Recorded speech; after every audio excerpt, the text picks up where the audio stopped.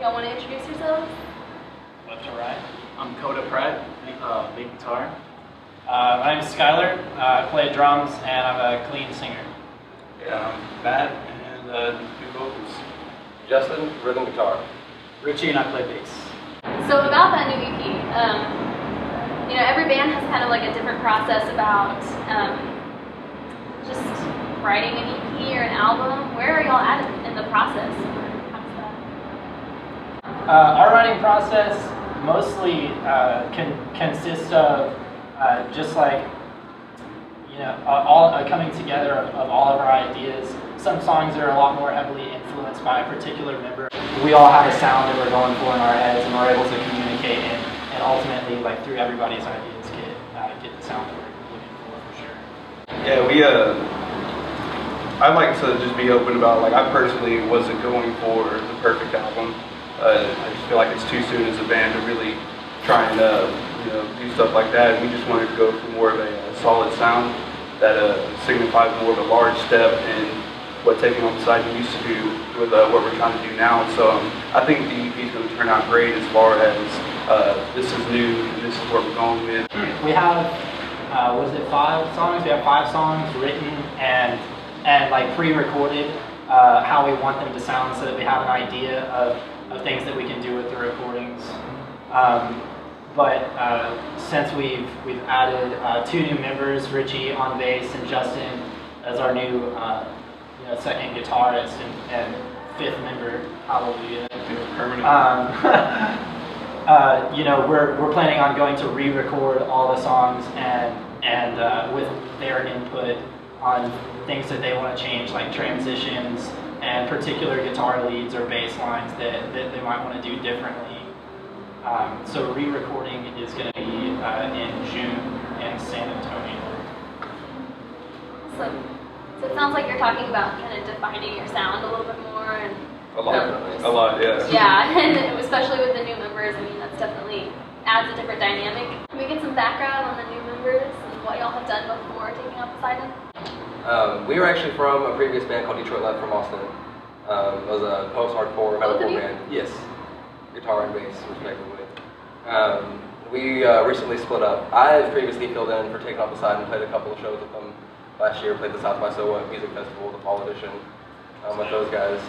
And that was really fun, you know, so whenever my schedule opened up, they were needing somebody still, like it was just kind of natural that we joined with them. We already thought we fit right in. So I understand you'll have a tour coming up in California. How do you feel about that? It's more so of a tour to California. I think we're only going to be in California for like a day or 2. 3 or 4. 3 or 4? I'm not sure. Never been there. Pretty stoked about it. Yeah, it's exciting. Yeah, do y'all know what other bands are going to be playing there? The tour is going to kick off in Austin May 15th at the Dirty Dog Bar on 6th Street. And the entire tour we're going to be co-headlining with another Austin local band called Against the Archaic. Awesome. So you guys have already toured so far for a while, right? How has touring been? Give us like a look into the tour life y'all have experienced. I think Matt's got the most to say about that. Really? Yeah, I mean, Go ahead, man. It's all you. You love the tour life. That's all I wanted to say. yeah, I mean, we had a running joke that I would get tour life tattooed on my knuckles, but we've done one big tour last summer in June, and it turned out pretty good. It was definitely a better experience than we expected it to be, but that was with basically a completely different lineup. So I like to think of this one as a real good graduation into a more professional feel in the music scene. So hopefully it turns out even better than the first one. Awesome. What do you think is the hardest part about touring? The hardest part about touring? I don't know. We have actually just been like really fortunate in the past, I guess, as far as, you know, having places to stay and really haven't been through many financial struggles. So we've just call it good luck or whatever you may, but probably like the lack of sleep, I'd say. That's about it, just because it's constant travel and driving, and you know, you get to sleep for a little bit, wake up the next day, and you have to do it all over again. But other than that, I think it's a blast. Okay, so while y'all are on tour, who kind of drives the most? Who's the driver? Skylar? Yeah, unfortunately. Lots of Red Bull or? I don't know. It's funny, me and Koda were just having this conversation earlier today. For whatever reason, I just like to drive, I think. He likes the power, you know, it makes him feel great. Just like, you control them, but Driving sucks. yeah, it can definitely suck. Who's the sleeper? Who just gets knocked out? Dude, Oh, he's out of the band, man. He's out of the band. Really? I'm the next in line. I'm the next in line now. But we had this one guy. We were all No, like, you go to bed at like 9 on like regular nights. I gotta work. Like if he has a day off, he's just like, oh man, it's 8:30, I'm going to bed. I work a lot, man. Playing a show is pretty physically taxing, like especially if you're playing a hardcore show. Who is just really? Is there anyone in the band who's just really smelly afterwards, like just head to toe? Mostly sweaty? my feet and Matt's breath. Do you take off your shoes? I guess that's a good one. Are you mean enough to take off your shoes in the car after a show? We do anyways. It doesn't matter, yeah. There's a no shoes on the mattress rule in the band. There is now. I don't know if I told you guys. Honestly, I don't really think any of us over smell. I guess That it's hasn't smelled. like after you. No. Oh yeah, Dude, everybody's feet smell. I mean, I wear these new boots. Not as Gotta be near as dirty much by as Levi. that. But Smelly feet on her. Toms are always yeah, Tom's are the worst. But yeah, I don't think we actually over smell. To be honest, we kind of just go home and take a shower for the most part. Otherwise, we're used to each other's smell. I guess which is probably worse. So you guys just got accepted into the top 25 of this new Hot Topic Battle of the Bands. How do you feel about that? It's pretty neat. Awesome. It was really neat. And I'll start by saying that, but it wasn't as neat as I thought it was going to be because we kind of submitted ourselves to that battle and then forgot about it for like a couple of weeks, and we're like, it'd be cool if we won. Not whatever. It's like when playing the lottery. You don't expect to win or ever get to hear back. Like they text in those radio stations.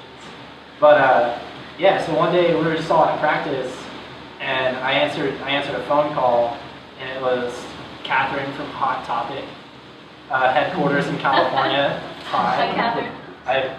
I'm gonna appreciate the free pants whenever we win things. Yeah, and I actually it was a voicemail. She said, "I have great news for you. Give me a call back." And I was like, "Guys, we won that battle." We all got so stoked. We were like, "We won!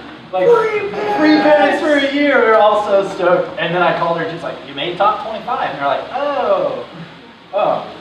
So I gotta do more work. So, yeah, so now the work is really on us at this point, and we have to ask that our fans will vote for us.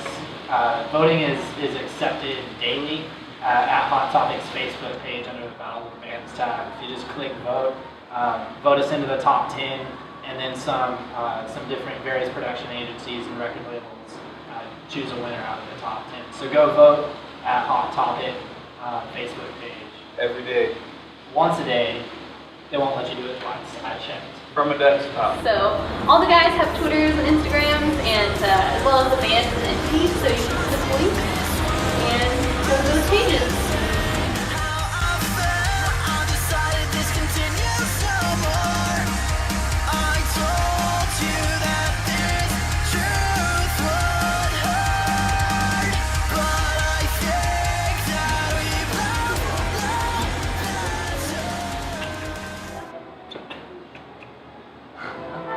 Oh, come on. So what do I have to pay to get on the elevator?